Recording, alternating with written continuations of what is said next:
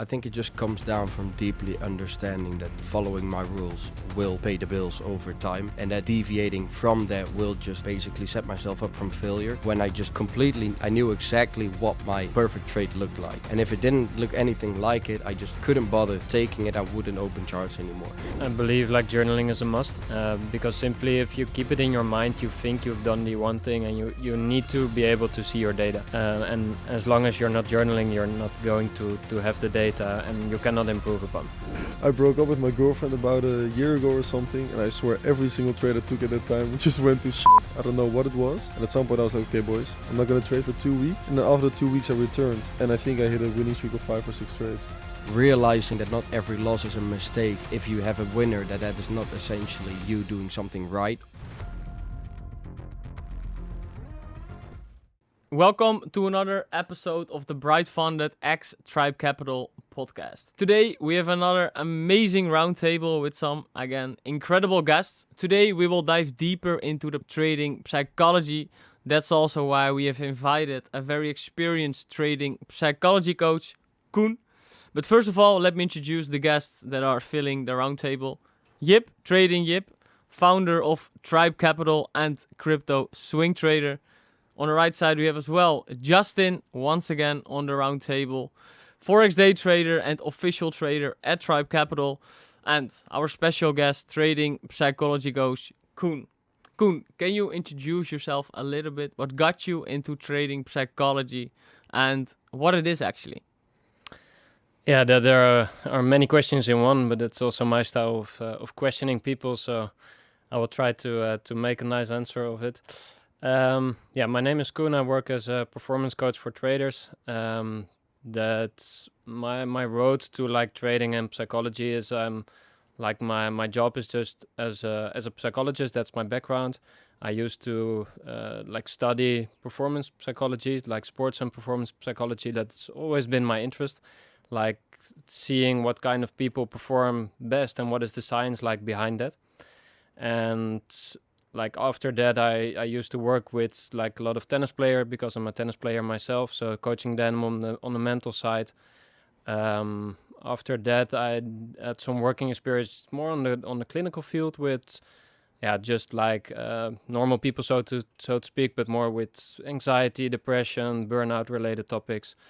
Did that for a few years, but then I wanted to go back like more to the performance related style.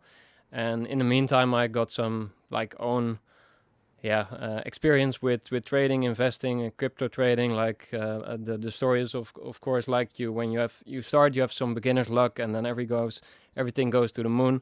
But then of course, if you don't know what you're doing, you're losing everything. And I saw really quickly like, okay, there is some you need to have some knowledge of like what you're doing, but it's also a very mental game. Even like if you see like 95% of the people who start trading, they cannot just keep being consistent and profitable.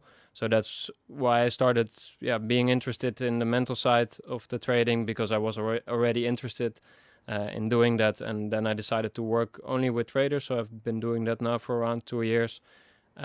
With mainly the retail traders, but also like the pro guys who just sit behind the screen all day long with different kinds of money. Yeah. So that's in short my interest and the path to doing this. Interesting. And you work with a pretty diverse group of clients. You mentioned from retail traders to, I think, the more institutional traders. What do you see as the most common pitfalls traders have during their trading journey? Yeah, there are many things, but I think of course you have the surface level of problems, right? With fear and greed, with tilt trading, revenge trading, whatever it is. I think everyone listening to this podcast will know what it is. I think like if you look one level like below that surface, what I see is like many people have problems with, in my opinion at least, focusing way too much on the results. The only focusing on the results, like going for a funded account, and then it's almost that they are there, and then they blow up their account, or they are just funded and they become afraid of losing it.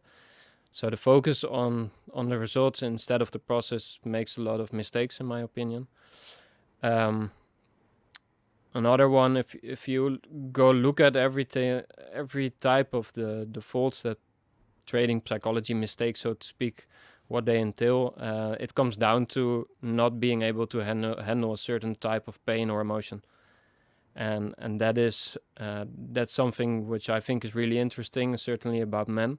I saw like last week, I was on holiday, but I was reading obviously a little bit because I'm always reading about these certain type of topics.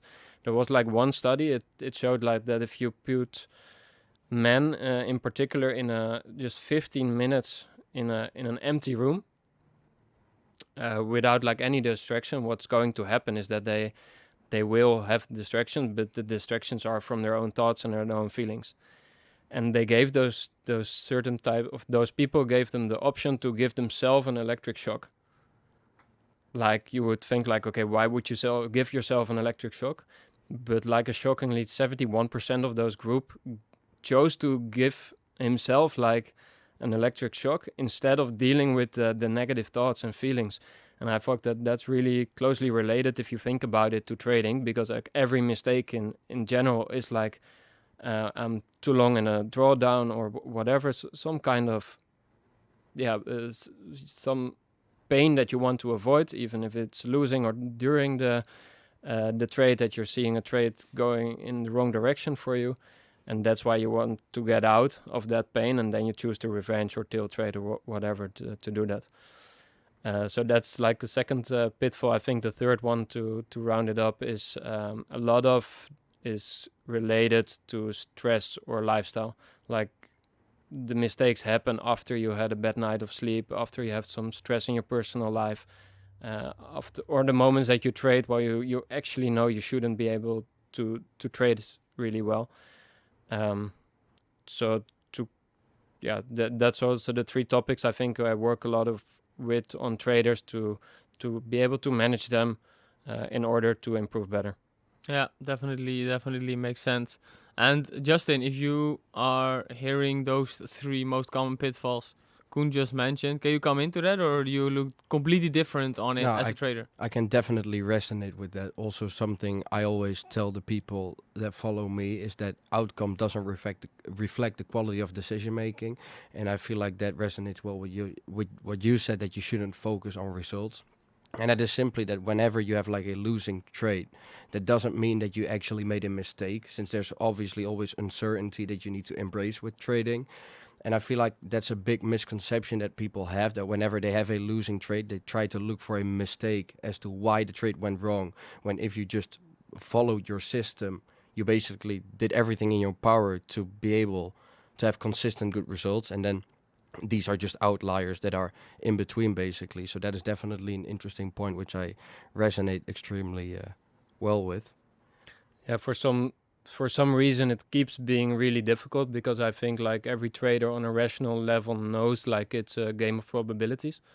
But then you lose like 4 times in a row, and then I like mainly ask like, okay, did you do everything correct, like according to your system? And then say yeah. So then why are you so like down or emotional or whatever? Because you did everything that you could, you did it correctly. But it keeps being something really difficult for a lot of guys. Yeah, for sure. Definitely it is. But for you as a trader, Justin, what do you see, or what are your experience in your most common pitfalls from like the beginning of your journey and maybe even until now? For me, it's always been patience. Patience has been my biggest issue, mainly because also my trading strategy is extremely low frequency. I sometimes go 2 to 3 weeks without a single trade, and then it really starts to eat me up. And then eventually you get to the point, like you discussed with the shocks they gave themselves, like eventually you get to the point where you just want to feel something, and you start taking a trade just for the sake of taking a trade, rather than just letting the good trade come towards you.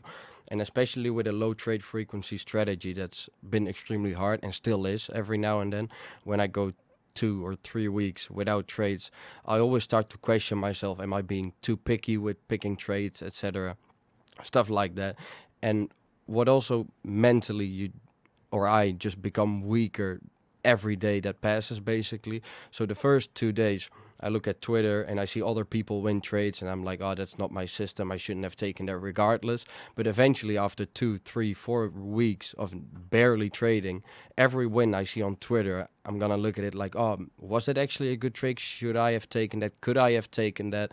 And it's always been patience really that just ruined my trading performance whenever I ruin it. Yeah, I think that's probably the biggest downfall of many traders that fail at the end of the day with trading.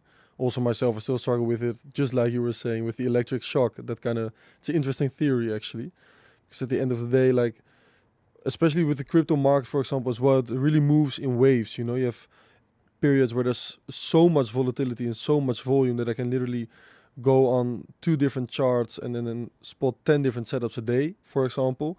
But then there's also periods, for example, right now in the summer, there were periods where, according to my system, there actually were no trades, but still I wanted to feel something. And then you start looking for instead of A+ setups, like B setups and just shitty setups. And then at the end of the day, over a long period of time, you start losing money if you stick to that strategy instead of just sticking to your own strategy, even though that it might take a very long time before you can actually execute a trade. But yeah, that part of patience remains a very, very difficult part, especially I think you as well. We are from ourselves pretty impatient persons and people that really like to take action, and then sometimes it's very difficult. So what's your advice on like being impatient within the market? What would you say to a trader, for example, Justin, if he was your client, to say, hey, Coen, I'm struggling with patience? What would be your main advice to him? There's not really a main advice, but I think you can also check whether your system or your strategy matches your personality.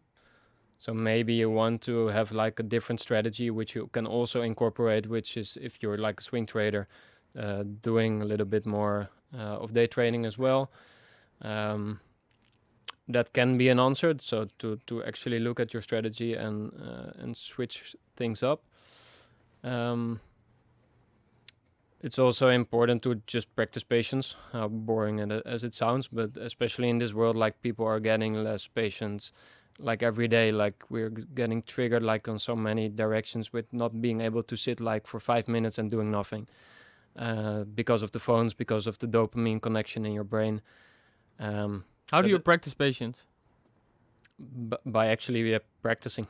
So, okay, so sitting with the feeling, like you're feeling, okay, I don't see the setup that I want, so I know I'm not taking it, and deleting your own gratification for one more day every day, and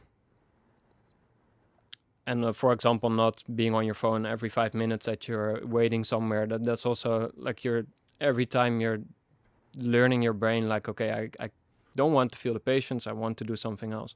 And those things, you will see the returns in your trading, but not in a good way. What I also think is, because your guys are like full-time traders, right? Yeah. I see with a lot of clients that it helps to do something else besides the trading, to have an own business, to have an own job, to have a sort of second income that can also be good, like just financially and giving some rest if the trading is going less, but also because you want to do something. If you're a doer, trading is not the perfect match. You can do it like some time of the day, but not 24/7. I think that's also one of the reasons why we're both trying to build our personal brands and working on the community and trying to educate people with the knowledge that we now have. Because otherwise, you're literally just doing nothing all day. And I couldn't do that. It's way too boring. But also, while building your personal brand, you have to be very active on social media as well. And I assume, and I also heard from a lot of traders, that it's very distracting to scroll down your feed. And indeed, what you mentioned, Justin, that you see all those profitable trades, you doubting yourself if you maybe could have taken that trade. So how do you manage all those distractions and those things?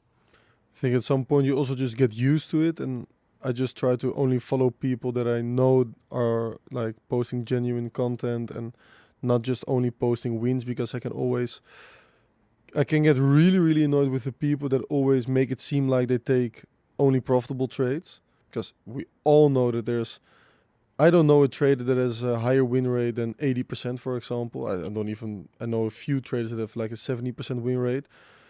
But even though that's not the case, there's plenty of people on crypto Twitter, but also on YouTube and Instagram that are just showing their wins. And I think even for myself, it annoys me. Also maybe due to the fact that we are trying to be the opposite, right? And it's definitely not what we stand for. But also because I've been in the position where I was following those guys. And it was just driving me crazy every single day to only see them win. And for some reason, I was not only losing, but I was not winning as close as the amount of trades that they were winning. And that drains a lot of energy. So now I just made sure that I only follow the people that I know are posting good quality content and genuine content and also showing their losses. But what was the moment you felt that you didn't have to follow them anymore? Because there was definitely a moment. Yeah, you decided it. there definitely was a moment. I think it was a feeling that I had for a longer period of time. And at some point I was like, okay, I can now definitely do it better than they are doing it. So let me start sharing just some content on Twitter just for fun. And since I was posting public trades at the time, and the trades were doing well, and the trades were doing better than the people that had a huge audience at the time, I grew pretty quickly in a matter of a few weeks. And then people started asking me, okay, can you please start a community or a server or Telegram where I can follow your trades and where you can educate me on the topic. And yeah, I think that's the moment where I decided, okay, let me just stop following other people, their opinions, because I was still being influenced by other people, their opinions on the markets and the directions and the bias.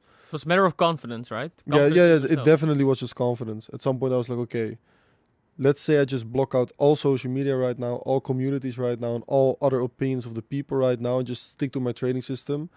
Will I be profitable over a long period of time? And the answer was yes. So then I was like, okay, now I can still scroll and see other people, their opinions. But at that point, I've already formed my own bias for the day, for the week, and for the month.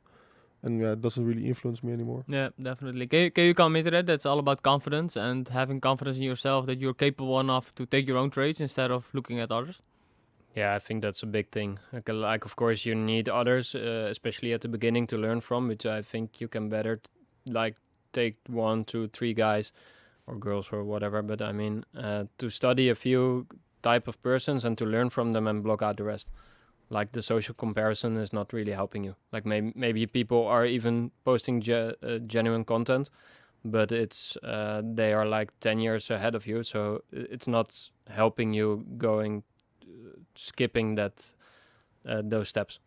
But is this the way Jip did it? Is this also something, or is that a way you could advise as well to your client? Well, yeah, sure. I mean, it's something I always ask, like, how much time do you actually spend on social media, and like, what are your triggers that help you or don't help you? Like, of course, mainly the triggers that don't help you and trigger some kind of emotion, and that can, of course, be like your example of being impatient, and then out of boredom going on crypto Twitter and seeing every type of trade that you could have taken is not going to help you to stay patient. Yeah. So why would you do it? There's no reason. It's like a tool, but you have to use it as a tool, like social media. Yeah, definitely. And how do you manage that? Because I know you're also building your personal brand on Twitter mainly. Yeah. How do you manage all those distractions? So basically what I was lucky with one really good mentor that I just imitated to the point where I basically mastered his strategy and I was able to execute it on my own. So what I really had in my mind is, if I just try to be as much like him and not like anyone else, I will eventually get the same consistency as he has.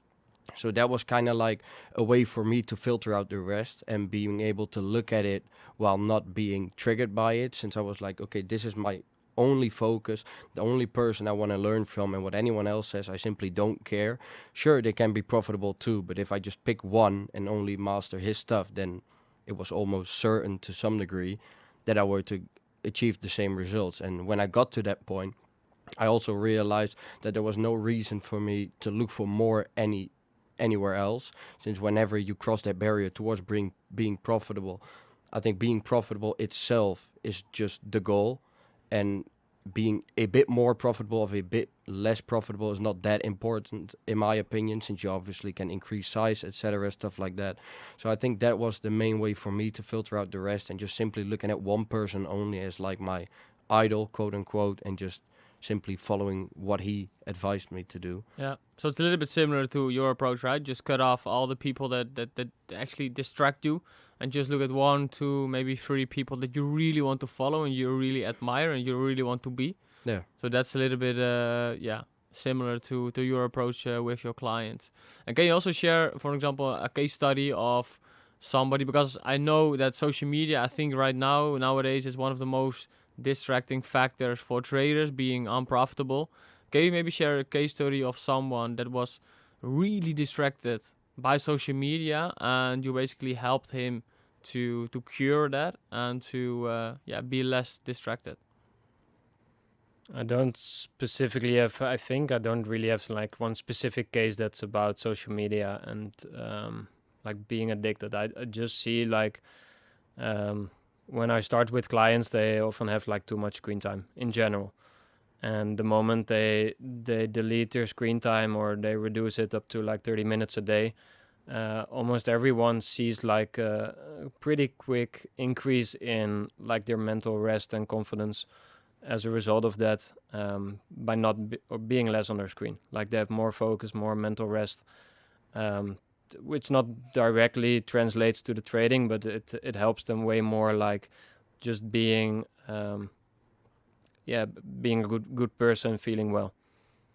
That's the easy wins, right? Yeah. Lessen your screen time and yeah, exactly. But you see so many people who don't cover the basics. Yeah, like they're looking for really interesting like psychology tricks during trades or whatever, and making it really difficult.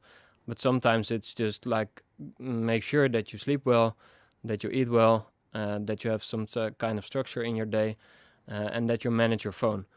Of course, it's not going to make you directly a better trader, but in my opinion, that's the basis. Like if you don't have the basics covered, then you're not fit to trade on your best. it's like the Pareto principle, right? That basically 80% of the wins will cover like 20% of the work you do on your sleep, on your health, on your the way you eat, the way you have structured your day. And look, eating well and sleeping well is a pretty not vague, but a pretty big term. Mm-hmm. What for you, and what do you consider as sleeping well and eating good? As simple as making it personal, like tracking people with Aura rings, with like Whoop bands, to just see their data and that it's good, and combining that with that they have to score themselves like every week, like how was my energy, how was my concentration, how was my sleep. Combining that with the data, that just gives me a good answer to at least make sure that the problems are not on the lifestyle related factors. Yeah, but let's say, for example, if you take sleep, is it really necessary to sleep 8 hours a day, or can traders also perform very well when they sleep like 6 hours or 5 hours?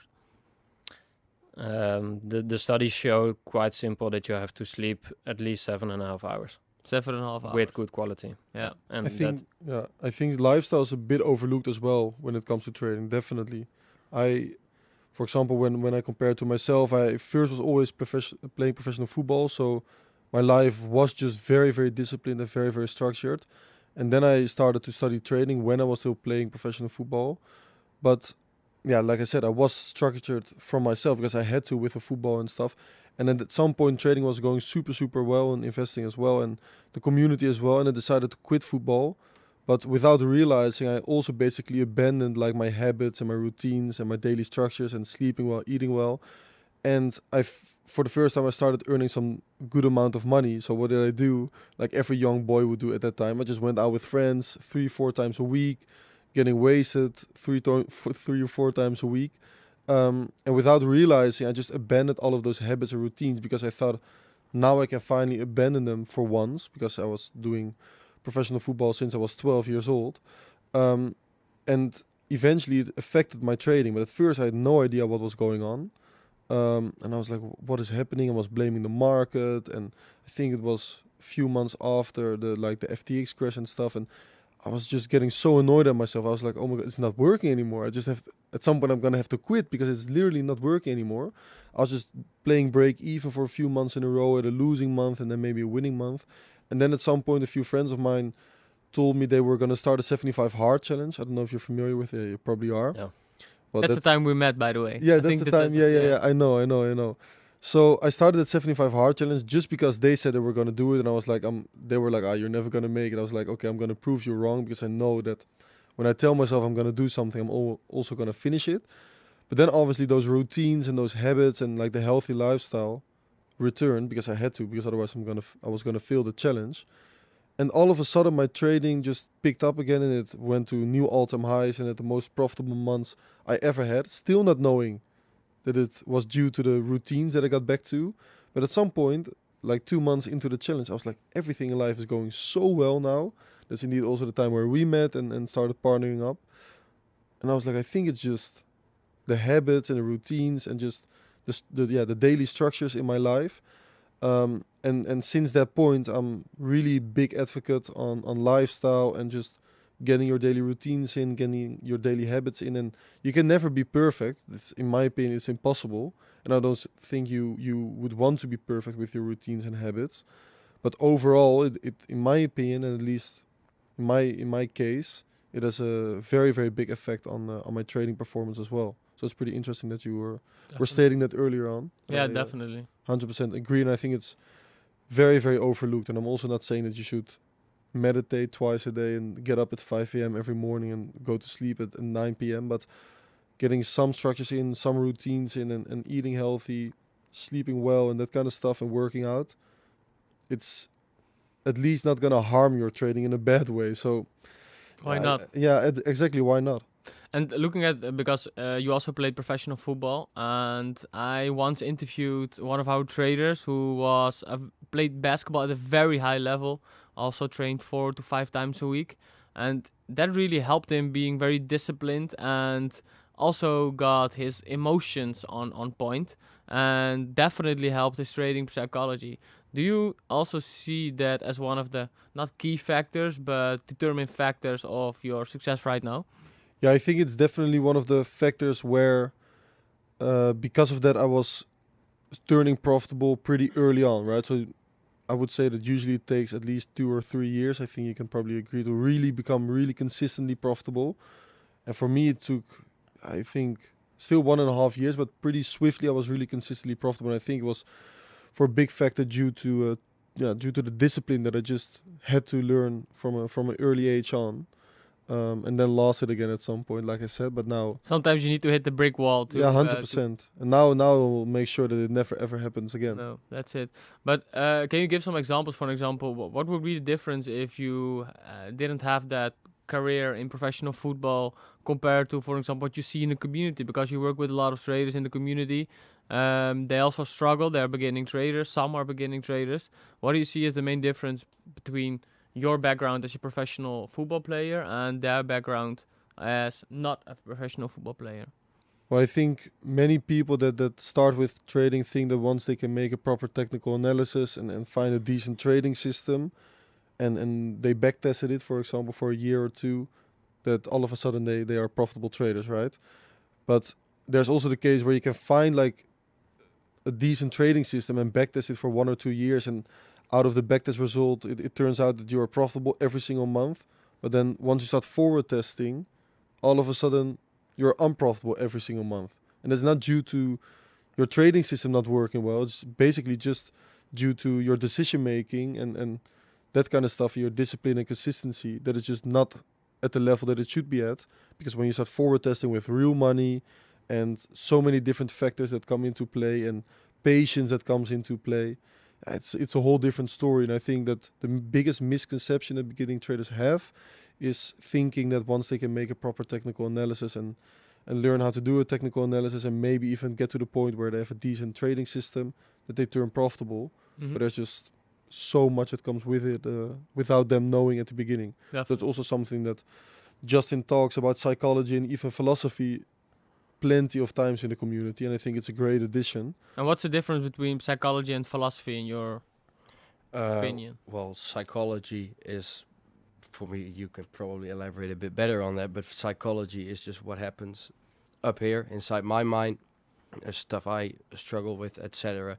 And philosophy, I see more as like a way of thinking, which I can take little bits from, implement into my own thinking, kind of build like almost your own philosophy with different bits from other philosophy. So one that I found extremely interesting, which helped me a lot with trading, is Taoism, which is a philosophy which kind of stands around the point like going with the flow.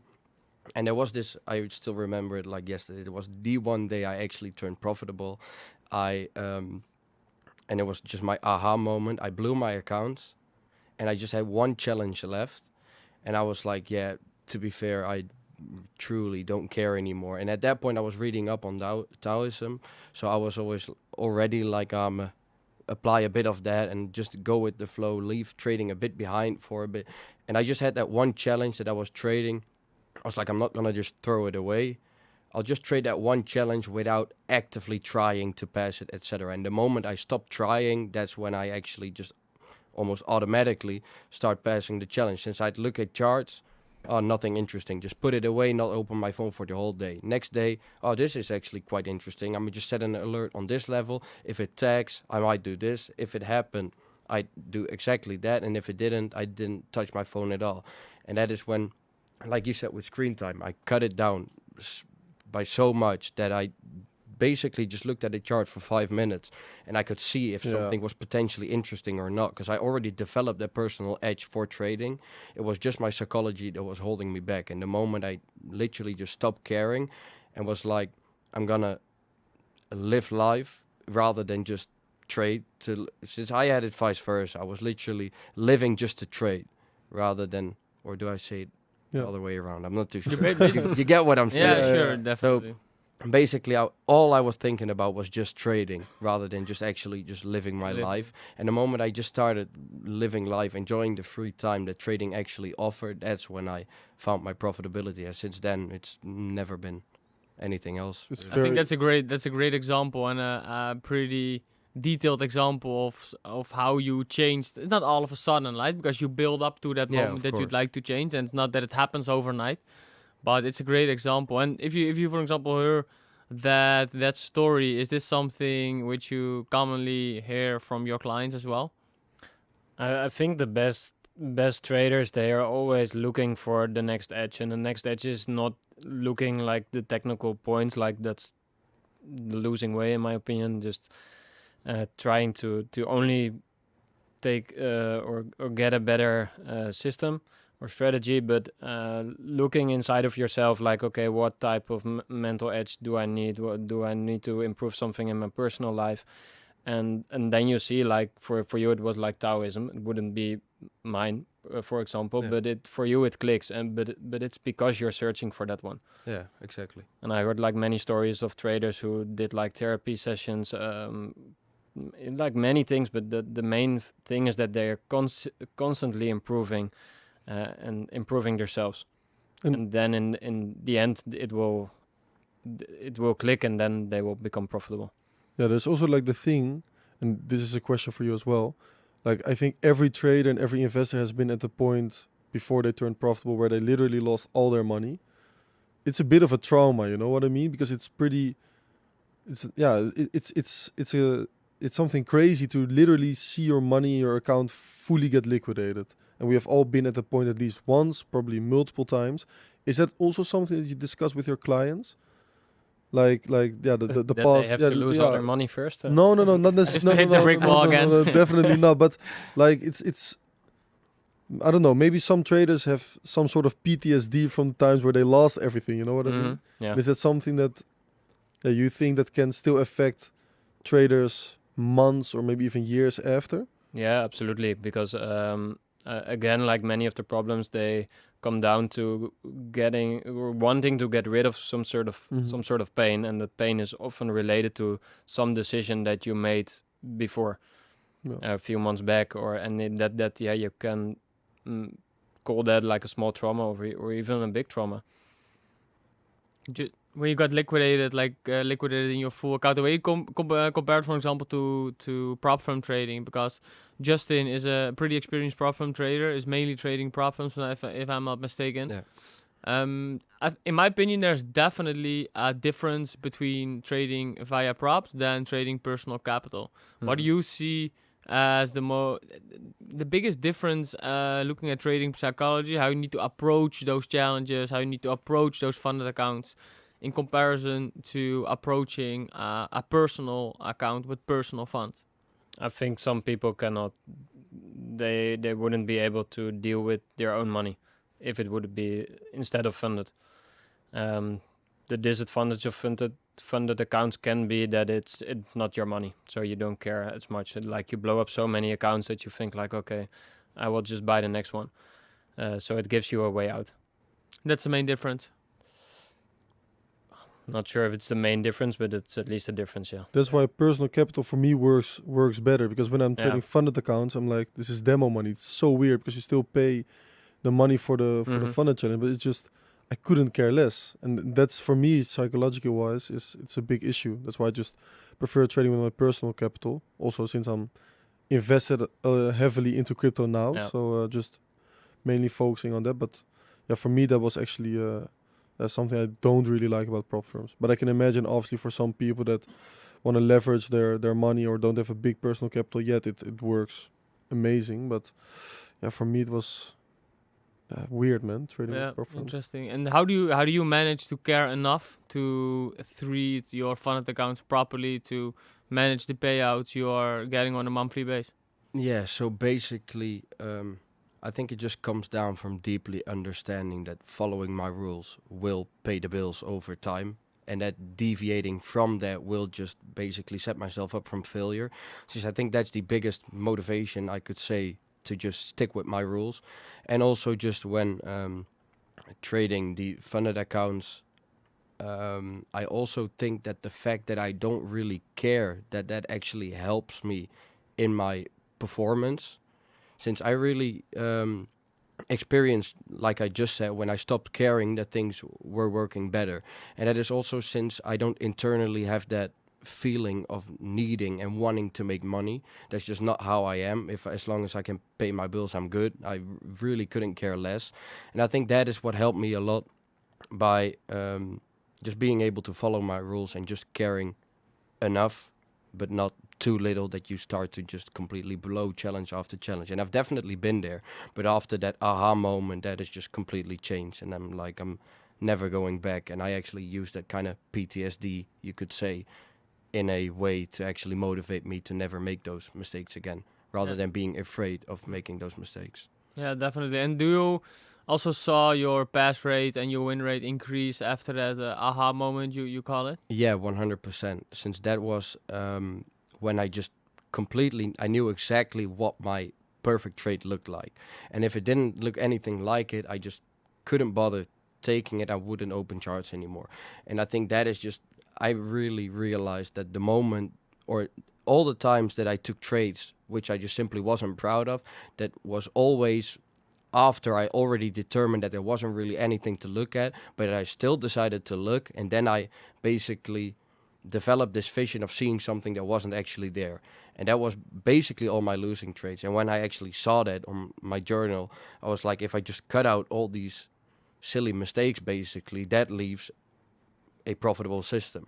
So then it was just for me, or it was easy for me to just decide to not do it anymore, since I knew if that is the one thing that I fix, then I can basically reap the rewards. And if I kept making the mistake, it just caused even more pain. So it would have just been silly. So basically cut the noise, keep it as simple as possible. And I think being very present what you are doing, and being very consciousness about what you're doing, I think that's the thing what I heard from you guys, what really helps you. And that also brings me to the fact of, for example, journaling. It's something I see a lot of traders talking about. Do I need to journal? How do I need to journal? Do I even need to journal? Or is that something I can also do just in my mind to think about the trades? How do you see that as a trading psychology coach, and what's your advice in it? I believe like journaling is a must. Because simply if you keep it in your mind, you think you've done the one thing, and you need to be able to see your data. And as long as you're not journaling, you're not going to have the data, and you cannot improve upon. Like every sports player behind the match, you don't see it on the television, but after they're gonna analyze the whole match, and the coach is going to say like, you have to improve. Like you thought you were on the good spot at the field, but you should have been a little bit more back or whatever. You it's a bit cliche, but you cannot see your own blind spots if you're not having a coach or not having a journal. The problem I see with a lot of journaling is that it's again only about the technical aspects, instead of where the real gold is like making more questions for yourself, or asking more questions. Like you, for example, you know that your journal, and you write down that you had a lot of fear during that session, and that's why you didn't trade, for example. Then you have to start asking the question like, okay, where does the fear coming from? Was it a good fear, or was it a bad fear? And then ask more questions and more questions, because that's going to give you something, some kind of answer, which is going to help you into your next trade. A lot of traders can learn way more lessons out of one trade if they analyze it properly, as opposed to just skipping it and then going into the next one. Yeah, and practically speaking, you mentioned that the journaling is a must. Practically speaking, how do you journal? Can you give some practical tips on the traders that are listening right now to journal on every trade? Yeah, I think like most people know how to trade on their technical aspects, so I'm leaving that more to these guys to answer that one. But what I want to see is like, okay, what was the situation? What was the type of thoughts that you had? What was the type of feeling? Also, like how intense was that feeling? Like, was that on a scale from 1 to 10? Was it the 3 or was it the 10? To write that one down, and the behavior that you made out of that feeling. So those are the topics that you'd like to they would like to see actually from your clients with every trade they make, or okay. And it depends a little bit on their style, but you can also, like, if you trade really a lot, then it's not practical anymore. You have to find different ways, but if you like take 1 or 2 trades a day, you have to do this kind of work. Yeah, definitely. And do you journal, Justin? So basically what I do on the technical side, not too much anymore. That is just something that is slowly faded by time, since I got to the point where every setup is almost identical. So I'm not determining, and I know that was my profitable system, so I wasn't going to determine, okay, if it closes slightly above here, do I still have like the subtle edge or whatever?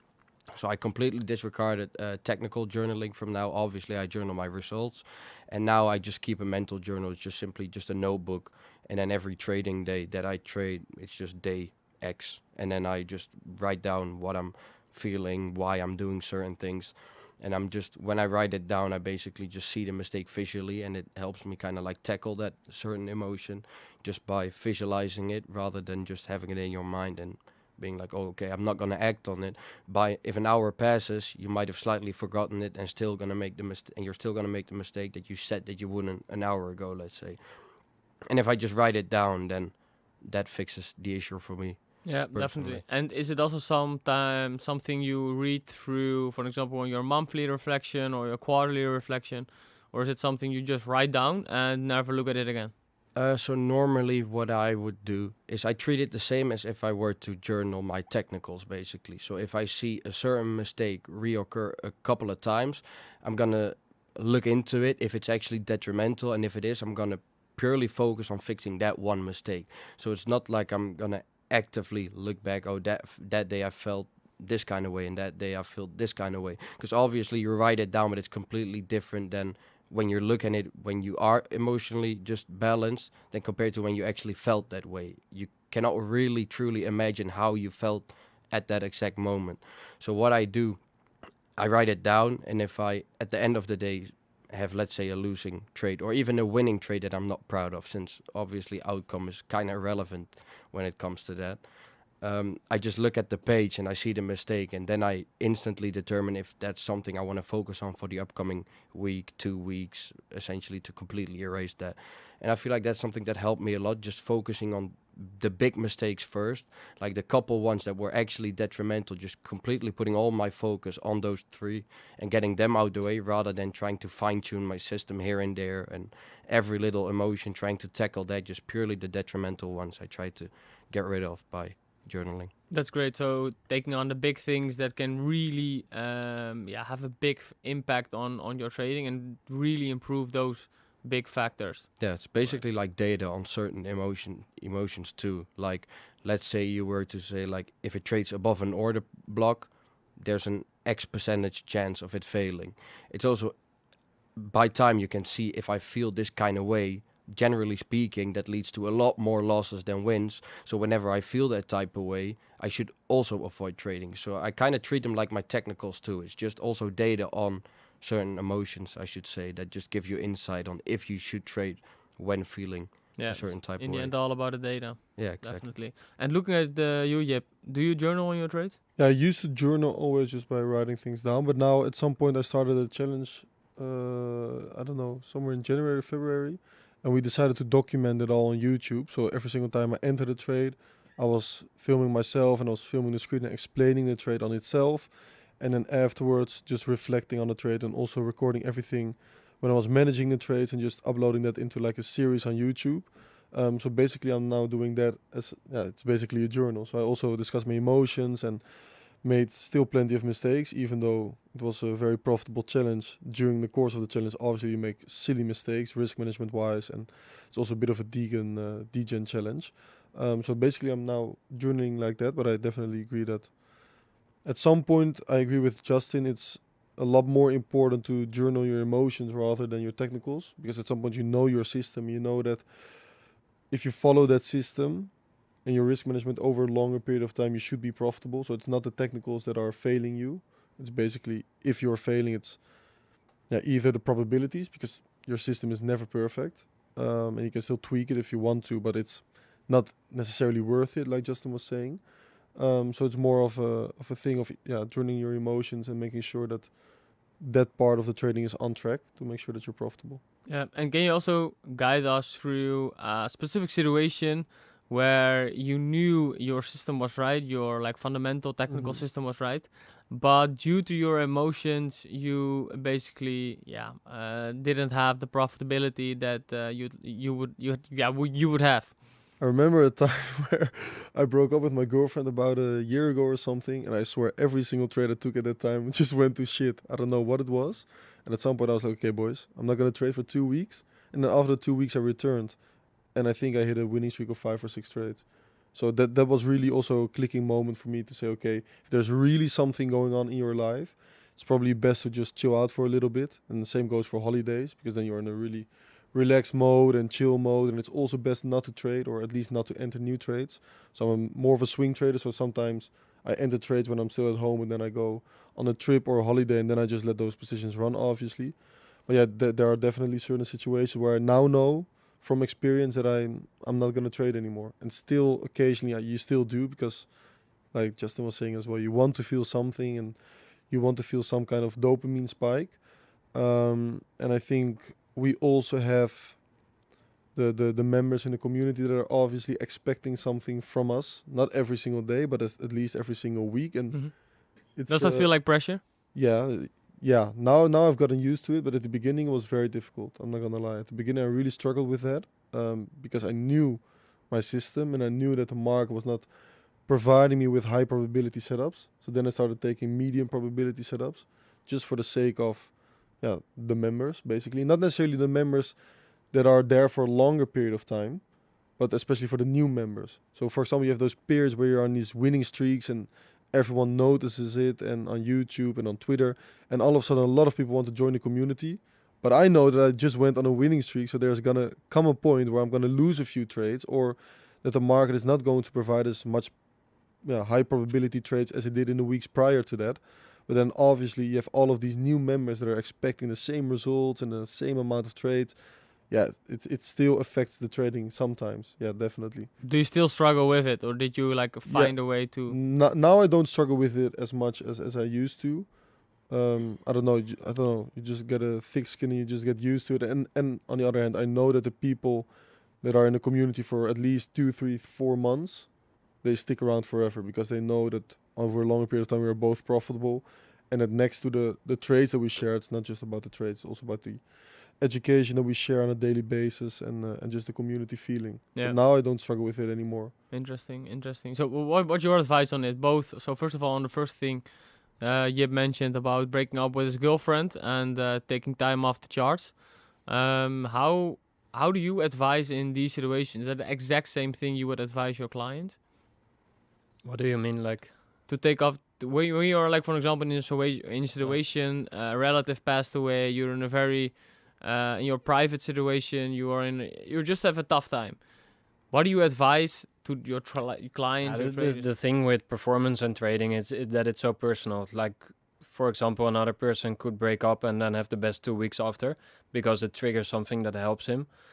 But you have to know that or understand that, like, trading is really state dependent. Like, your performance is dependent on how your state is during and before the trading, and you have to know that from yourself. Like, oh, I'm noticing that because of my breakup, I'm not there where I want to be. And if you notice that's the way that you have to say, okay, it's better to not trade today or for even for 2 weeks, until I'm on that point again that I'm able to look clear at the markets again and not let my personal life or issues over there get into the market. Yeah, definitely makes sense. And for example, the pressure Jip felt by having and owning a community, having paid members in the community, expecting a lot of things of you. I think you're also working with community owners, if I'm not mistaken. How do you coach them? Same answer. It's really personal because I have indeed another client who is also a mentor. But for him, it works really well to have that accountability later in the day that, oh, I'm seeing clients, so I don't want to enter the coaching them with knowing that I did a really bad setup today.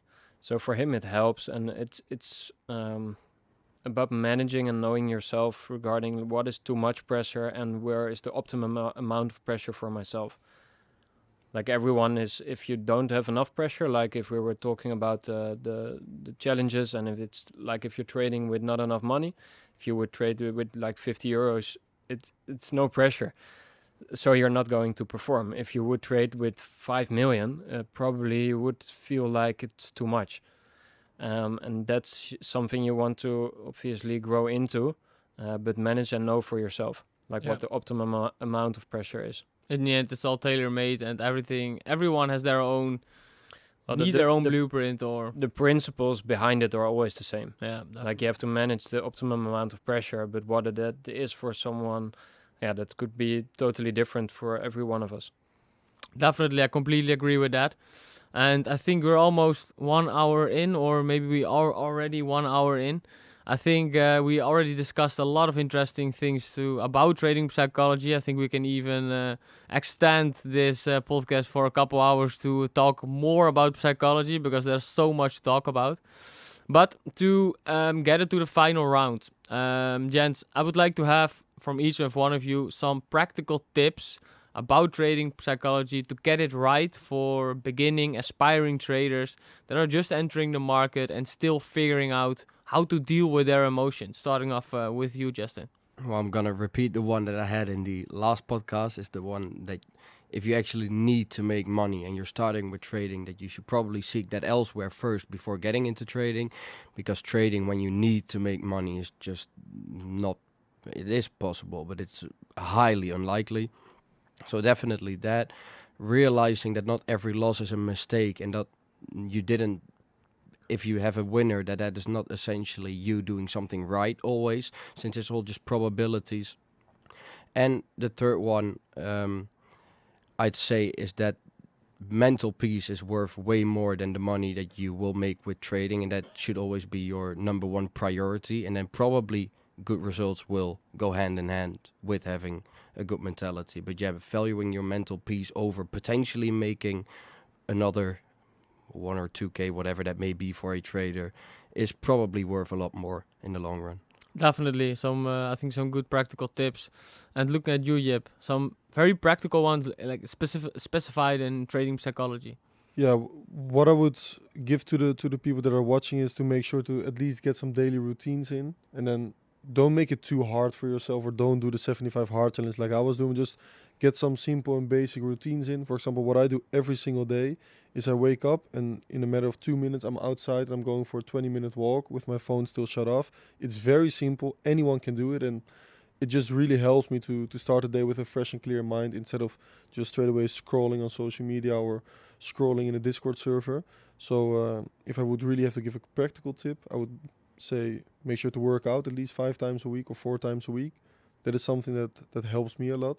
And maybe just get a morning walk in, or just whatever feels right, and don't make it too complicated. Don't meditate for an hour and I don't know, stretch for an hour every single morning and start your day at 5 a.m. That's not sustainable as well.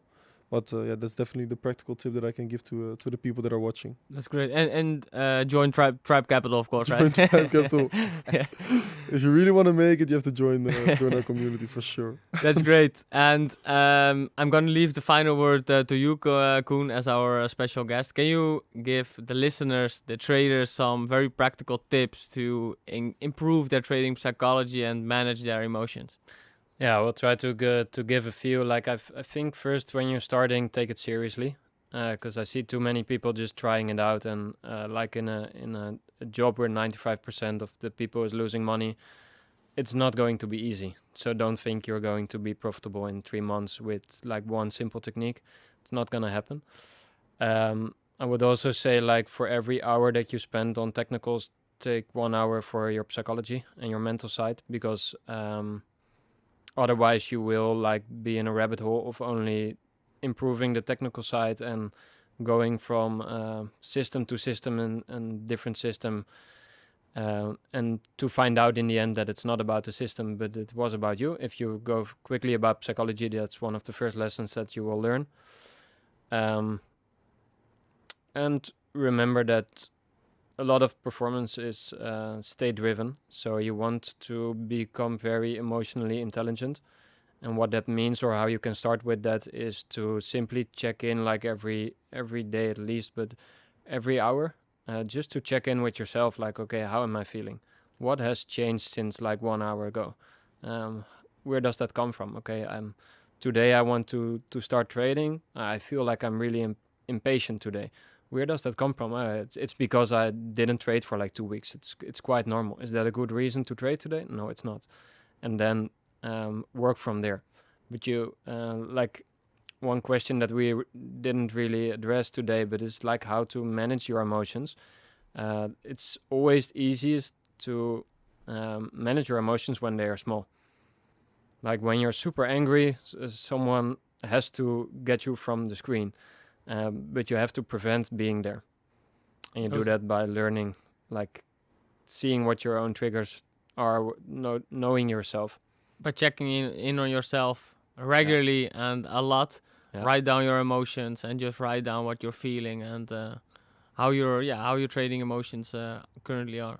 Exactly. That's great, gents. I think we discussed a lot about trading psychology. I want to thank you for all your wisdom and shared knowledge. Hopefully we see each other again at the next one. I want to thank you for listening and for hearing all those good wisdom of those very experienced traders and trading psychology coaches. Hopefully we see you at the next one. You enjoyed it. And as always, we see you at the next episode. Thanks.